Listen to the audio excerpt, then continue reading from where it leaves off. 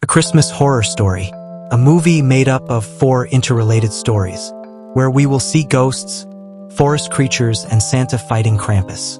So let's get started. A radio DJ named the Dangerous Dan is trapped doing a long shift at the Bailey Downs radio station during Christmas, although his partner doesn't like Christmas much. So he leaves Dan alone to do the broadcast. But hey, more alcohol for him. While the stories pass, Dan plays Christmas hits, and that's how stories begin. Welcome to Random Recaps. In this video, I'm going to recap the movie.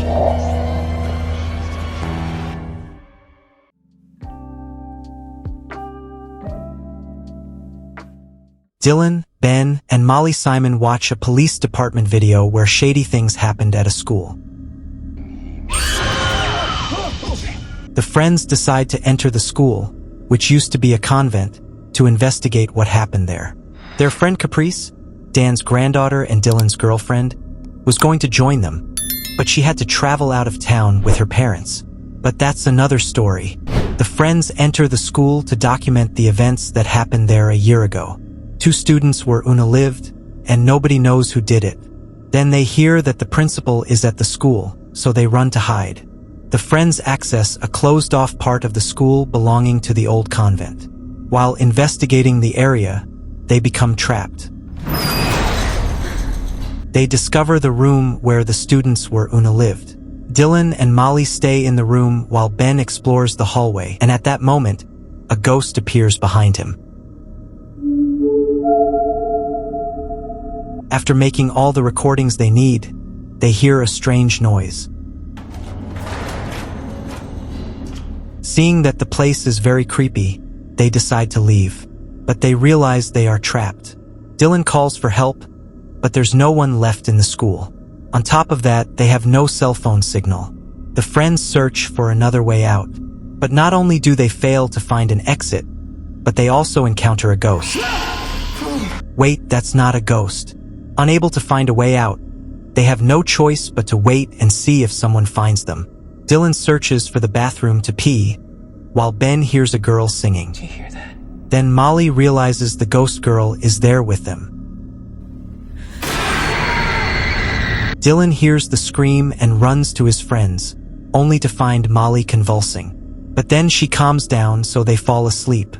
Molly, now possessed by the ghost, wakes Dylan to take him to another room and seduce him. But he refuses. Hey, this isn't gonna happen, Molly. I have a girlfriend. And the ghost doesn't like that. Since Dylan refused, the ghost tries with Ben, and he falls for her charms. They get intimate. Afterward, the ghost leaves Molly's body. Confused, Ben hears the ghost's voices, believing it's Dylan. Looking for Dylan, searching for Dylan, the ghost shows Molly some nuns practicing on her. Ben finds Dylan with a cross in his eye, and then Ben and Molly hear a baby crying. At that moment, Molly understands everything. The ghost that possessed her was a girl named Grace, who was unalived by nuns after enduring brutal treatment. Grace was looking for someone to give birth to her child, and whoever refused suffered the consequences. That's why the students couldn't survive a year ago. Grace appears holding her baby.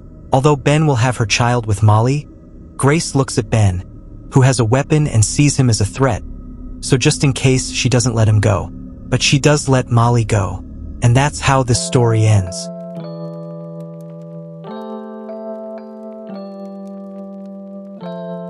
While Caprice and her family are traveling, we see a police officer named Scott who convinces his family to go to the forest to cut down a Christmas tree, even though his wife Kim doesn't want to go to the place she says they should avoid. But Scott doesn't care, so they go. The family manages to get the tree, and while walking back to the car, their son will begins hearing strange voices. Without realizing it, his parents lose sight of him and start looking for him. Will follows the voices, frightened. His parents find his inhaler but not him. As they keep searching, Scott finds him inside a tree. But this will seems different. Now he has a strange and sinister look. Before they leave, the owner of the area, Earl, sees them, knowing something is wrong. While decorating the Christmas tree, Will's parents notice there is something strange about him. The boy doesn't even speak or smile. Additionally, he has an insatiable appetite. When his father tries to stop him, Will attacks him. All right, I think that's enough. His mother scolds and punishes him for that. Later, while Will's mother is showering, he spies on her. Will! Realizing that something is wrong with the boy, Will's mother suggests to Scott that they take him to the doctor. But Scott thinks they just need to keep an eye on him. Later, while sleeping, Will's mother feels someone touching her. She wakes up frightened and goes to check on her son. But when she closes the window, the reflection reveals that this isn't her son. A little later, Scott wakes up and discovers that the Christmas presents have been opened. He runs to Will's room, blaming him for everything, but his mother protects him. Afterward, Mr. Earl calls the family to warn them that the boy they found is not their son but a changeling, a creature that inhabits the forest. Kim doesn't believe him and hangs up the call. Don't call again. Wait! But curious, she starts researching changelings. We find out that Scott was one of the police officers tasked with investigating the events that occurred a year earlier at the school. The creature gets up. Scott notices something is watching him and gets up, believing it's his son, and apologizes for his behavior. But we already know that this thing is not his son. Kim hears noises in the living room, and when she goes to check, she finds Scott in a gruesome state. Kim calls Earl to ask what to do with the creature. He tells her she must take it back to the forest without letting it sense her intentions, as the creature can react violently if it feels threatened. Kim watches the creature playing with Scott's hand. She tells it they are going for a walk. She tries to convince it, but the creature realizes she's lying, so Kim hits it with a bat. The creature fights back, biting Kim, but she manages to calm it down with the bat. Kim takes the creature to the forest, right to the tree where they found it. There she meets Earl. The forest is surrounded by similar creatures. However, they do nothing to them because they are afraid of Earl. Kim asks about her son, but Earl doesn't know where he might be. Scared of the creature, Kim tries to shoot it, even though Earl warns her not to. By accident, she misses. Kim pleads with the creature to return her son, and as a token of gratitude for defeating its enemy, the creature releases Will. This story ends with Kim getting her son back on Christmas Eve.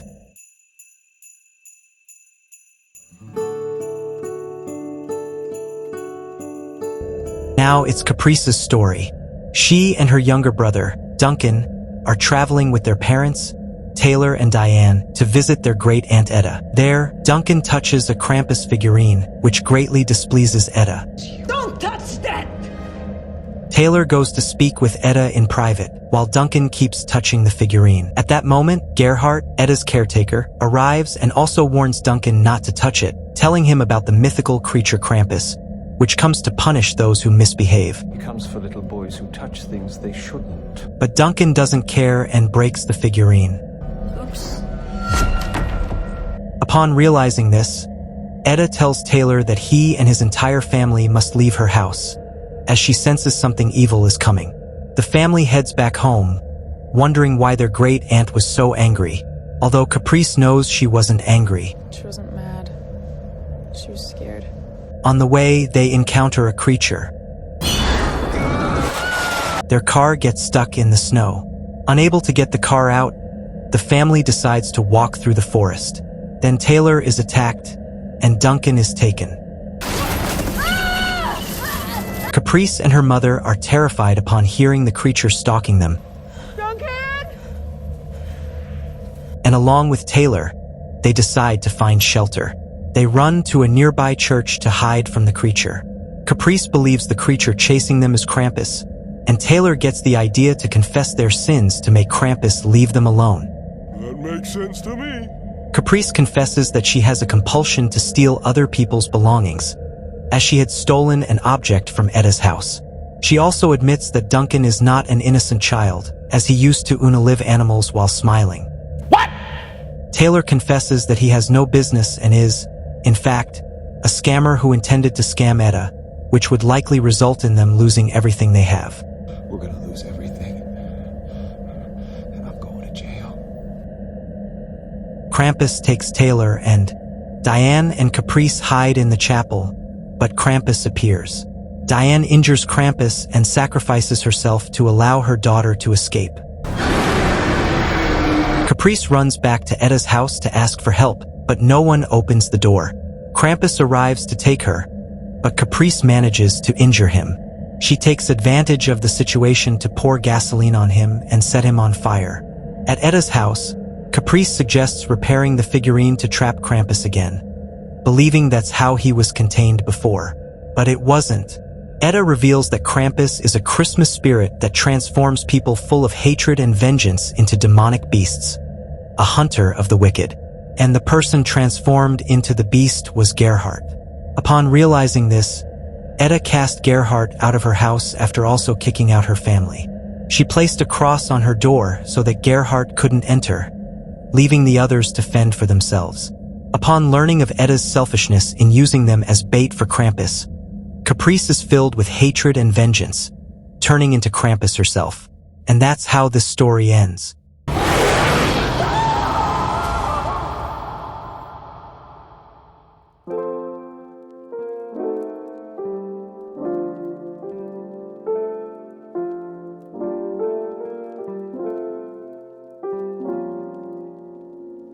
Santa is preparing with his elves for Christmas, although he notices that one of them is getting sick. The elf doesn't even want to try Mrs. Claus's cookies. After much insistence to try the cookies, the elf gets angry and accidentally injures his hand, and at that moment he dies. However, it's strange because elves aren't supposed to die. Elves can't die, right? No, it cannot. Later, Santa warns Mrs. Claus that the other elves have been infected and turned into zombies. He suggests Mrs. Claus hide while he fights the elves. Basically, this story shows Santa as a total gigachad, fighting the zombie elves with his staff, lamenting what has happened to them and what he must do. More zombies stalk and attack Santa. But don't worry because Santa has his powerful staff, so he defeats the elves without any problems.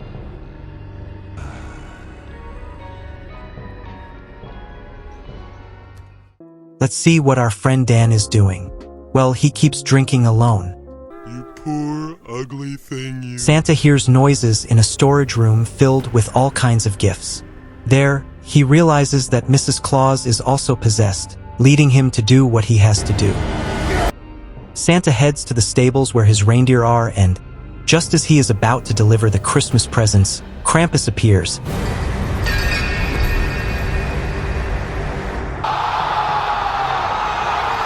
I knew it.